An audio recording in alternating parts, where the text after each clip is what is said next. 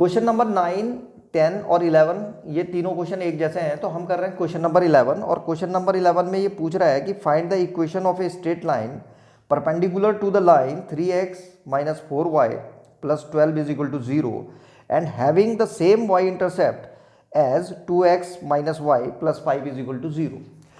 तो हमें उस लाइन का इक्वेशन निकालना है जो इस लाइन पे तो परपेंडिकुलर है। कौन सी वाली? पहली वाली लाइन पे। ये लिखा हुआ है 3x - 4y + 12 = 0। और जिस लाइन का हमें इक्वेशन निकालना है वो कह रहा है कि having the same y intercept as इतना, यानी कि ये जो लाइन है जितना y इंटरसेप्ट काट रही है वो वाली लाइन भी उतना ही इंटरसेप्ट काटती है। तो सबसे पहले तो हम पहली वाली इक्वेशन का स्लोप निकालेंगे, ठीक है। इसका तो इसका स्लोप मान लो m आ गया, m निकालो पहले इसका। और इसका क्या निकालना है हमको? y intercept. ये कहां पे y इंटरसेप्ट करता है? तो y इंटरसेप्ट निकालने के लिए हम क्या करेंगे? y इंटरसेप्ट का मतलब हो गया कि ये y एक्सिस को कहां पे कट करता है। तो y एक्सिस को कहां पे कट करती है ये लाइन, उसके लिए x = 0 रख देते हैं। तो इस इक्वेशन में x = 0 रख करके y इंटरसेप्ट मिल जाएगा और फिर हम इसको सॉल्व करेंगे।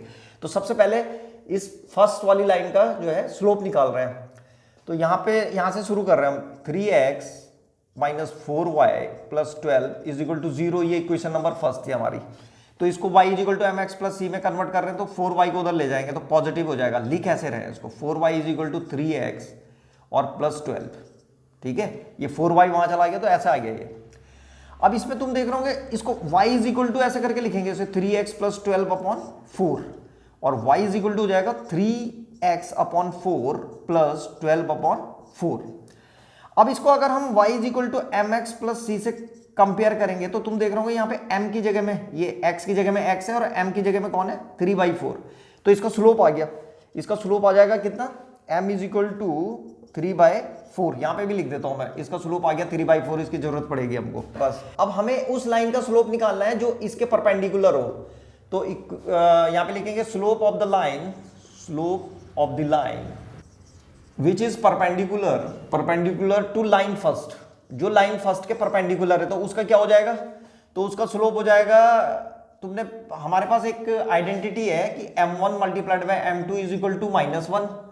तो अगर हमें m2 निकालना हो तो m2 = -1/m1 हो जाएगा। तो ये वाला फॉर्मूला लगा रहे हैं हम।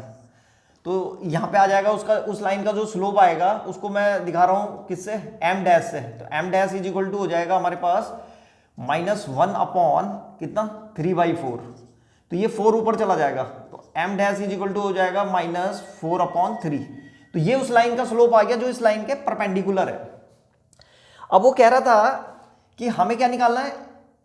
इसका y इंटरसेप्ट भी निकालना है अभी पहले, कि ये जो लाइन है सेकंड लाइन, ये जो y एक्सिस पे कितना इंटरसेप्ट काट रही है। तो यहाँ पे सेकंड लाइन को लिख रहा हूं मैं। सेकंड लाइन है हमारे पास 2x - y + 5 = 0। ये इक्वेशन नंबर सेकंड है। तो इसको यहां पे लिखेंगे पुटिंग x = 0। x की जगह में 0 रखो। तो x की जगह में जब 0 रखेंगे तो ये जाएगा 2 × 0 - 5 - y + 5 = 0। तो ये आ रहा है हमारे पास -y + 5 = 0। तो y की वैल्यू 5 आ गई। तो इसका मतलब ये जो लाइन है ये वाली, ये इसका y इंटरसेप्ट कितना आ गया हमारे पास? 5। तो ये लाइन जो है 0,5 से होकर के जाती है। अगर y इंटरसेप्ट 5 आ रहा है तो इसका मतलब वो लाइन जो है कहां से होकर के जा रही है? 0.0, क्योंकि y एक्सिस पे x 0 होता है तो इसका मतलब 0 और 5 से जा रही है। तो अब हमारा क्वेश्चन आसान हो गया। अब वो कह रहा था कि उस लाइन का इक्वेशन निकालना है जो इसके परपेंडिकुलर है, तो इसका स्लोप आ गया 3/4। तो जो लाइन इसके परपेंडिकुलर होगी उसका स्लोप आ गया कितना? ये -4/3। तो हमें उस लाइन का इक्वेशन निकालना है जिसका स्लोप -4/3 है और जो इस पॉइंट से होकर के जाती है। किस पॉइंट से? 0,5। वो कह रहा था कि जितना इंटरसेप्ट ये वाली लाइन कट कर रही है उतना ही वो भी कर रहा है। तो ये 0,5 से जा रही है तो इसका मतलब वो भी 0,5 से जा रही है। तो बस अब एक स्टेटमेंट लिखेंगे यहां पे कर रहा हूं मैं इसको। Equation of the line that passes through 0,5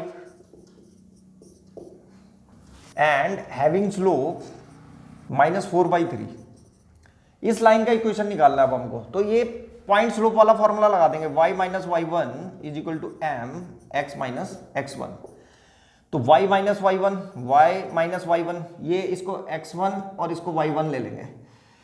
तो y - y1 ये हो जाएगा हमारे पास 5 इज इक्वल टू m कितना है -4/3 और x माइनस x1 जीरो था तो जीरो लिख देंगे यहाँ पे।